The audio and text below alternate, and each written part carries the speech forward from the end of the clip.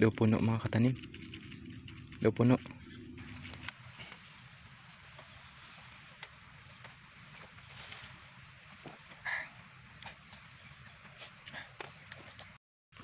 Ang tubig nga nahigop sang puno sa saging na filter.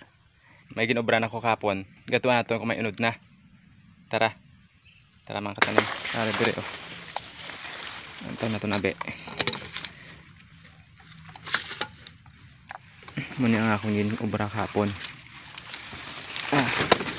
Araw. Yung tambakan ko. Sandahon ko saging. Pagin putos sang putos ko sang salupin mga katanim. Putos ko sa salupin para hindi miguan, hindi mapasok na mga bakterya o mga insekto. Halang taon ta, natatabi daw unod. Bo. Daw puno mga katanim. Daw puno. Abrihan natin, abrihan. Buksan natin.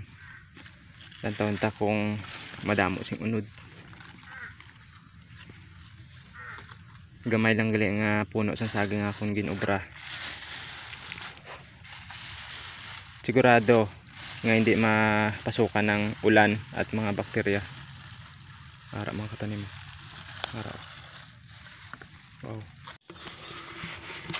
Ang tubig kuno sini mga katanim epektibo para sa mga sakit pareho sang UTI, prostate, kag bisan sakit ni mga katanim maayo ini. Muni nga obserbaran ko, pamatud-an ko, testingan ta kung epektibo ini. Araw. Dire naton gali ihalin oh. Dire naton ihalin kay imno naton mga katanim. Ari naghimo ako sang sang pangandos. Na bawo para yang tubig. Tilawan ta danay. Testingan natin kung ano ang sabor.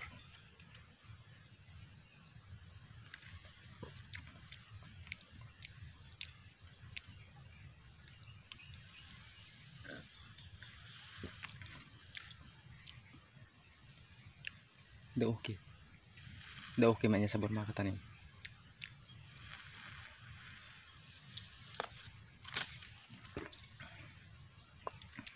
Okay.